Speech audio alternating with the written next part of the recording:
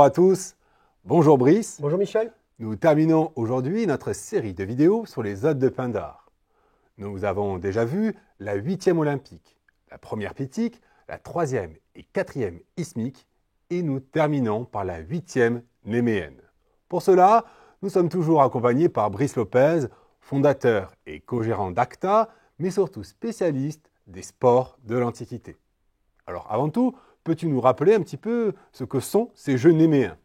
Les Jeux néméens font partie des 4 grands concours panhelléniques avec Olympie, Delphes et Corinthe. Ils sont en l'honneur de Zeus et comme les autres 4 grands concours, ils sont stéphanites, c'est-à-dire couronnés. Les athlètes vainqueurs vont avoir comme symbole de leur victoire une couronne. À Olympie, on a la couronne d'olivier sauvage, à Delphes, la couronne de laurier, à Corinthe, la couronne de pin et à Némée, la couronne de céleri.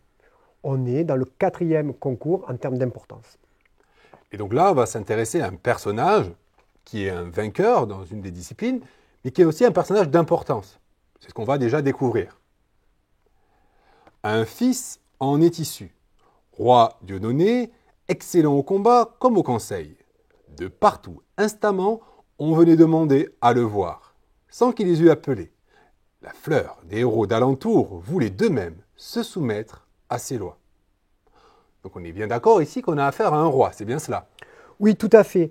Et c'est intéressant pour ce qui va suivre après derrière. En fait, Pindare fait l'éloge d'une famille d'importance, mais un peu, je vais le dire, de façon classique, puisque, je le rappelle, on est au 5e siècle avant notre ère, dans le monde grec, et ceux qui participent à ces concours gymniques sont issus de la bonne société, la plupart du temps aristocratique.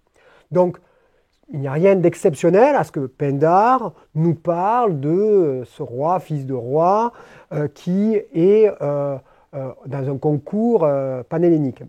Mais il insiste sur le fait qu'on vienne louer ses conseils pour la guerre et d'autres choses encore.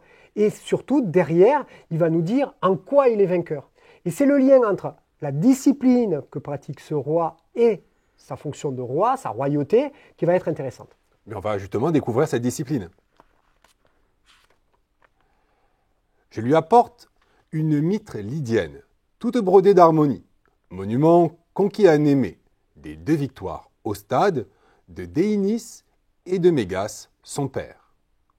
Donc ici, on nous parle d'une victoire au stade. Et ça consiste en quoi une victoire au stade ? Alors, on va parler du stade, mais Pindare, c'est intéressant, parle du fils et du père, tous 2 rois et tous 2 vainqueurs au stade. Alors, qu'est-ce que le stade ? Le stade, c'est la première épreuve qu'on trouve dans les concours grecs. C'est une course, un sprint, qui va d'un bout à l'autre du stade. Je rappelle, le stade grec dans lequel on concourt est un quadrilatère, un rectangle étroit et très long. C'est l'épreuve reine des Jeux de l'Antiquité, comme on a aujourd'hui à nos Jeux Olympiques le 100 mètres comme épreuve reine de l'athlétisme. Ce qui est très intéressant, c'est que Pindare lit ça juste avant, dans la même strophe, avec la royauté et avec ses conseils guerriers qu'on vient chercher auprès de ce roi. Pourquoi c'est intéressant ? Parce que c'est quelque chose qui est une ancienne tradition qu'on trouve dès l'Égypte ancienne. Il faut savoir que les pharaons, régulièrement durant leur règne, faisaient une course devant leurs sujets afin de montrer leur vigueur, leur force et leur capacité à gouverner et à mener la guerre. On a d'ailleurs un texte sur des hiéroglyphes en l'honneur d'Aménophis qui nous dit qu'il ne pouvait être dépassé par aucun de ses soldats à la course. Il était tellement fort à la course qu'on ne pouvait pas le rattraper, aucun de ses soldats ne pouvait le rattraper. Donc on voit que depuis l'Égypte ancienne, très très loin dans l'Antiquité, on va avoir ce lien entre la course, la royauté, le pouvoir royal et le pouvoir guerrier. Et donc, Pindare se met dans cette tradition en nous parlant de Déinis et Mégas, son père. Et donc, il faut rappeler aussi que chez les Grecs, il y a plusieurs types de courses. Si là, on nous parle de la course du stade, qui est un aller simple finalement, on a aussi le diolos, qui est l'aller-retour, le dolikos, plusieurs allers-retours, l'opitodromos, qui est la course en armes, et par contre, pas de marathon. On est bien d'accord. Non, il n'y a pas de marathon dans l'Antiquité. Dans l'Antiquité, la plus longue des courses, Dolichos, fait au maximum 24 fois le stade. C'est-à-dire dans les plus grands stades grecs, environ 4800 mètres. Donc on peut dire que chez les Grecs, dans l'Antiquité, les courses longues sont des 5000 mètres. Alors que nous, le marathon, aujourd'hui, fait 42 km 195 mètres. Donc on n'est pas sur la même distance.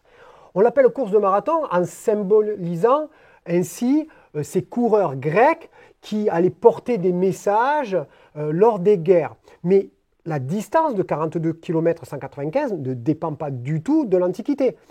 Et il se trouve que cette distance a été fixée lors des Jeux de Londres en 1908, lorsque Édouard VIII, le roi, demande à ce que le marathon de Londres se termine proche de ces fenêtres, on va dire, afin qu'il puisse assister à la victoire de l'athlète sur la course du marathon. Donc ça n'a rien à voir vraiment avec l'Antiquité, mais c'est un symbole, on va dire, des Jeux olympiques modernes, en hommage de ces grands concours panhelléniques grecs. Eh bien, merci beaucoup. Merci pour toutes ces explications autour des hôtes de Pindare. Merci beaucoup aux belles lettres pour cette série de vidéos. Et surtout, merci à vous de nous avoir suivis et regardés. Et moi, je vous dis à bientôt sur Acta Vidéo.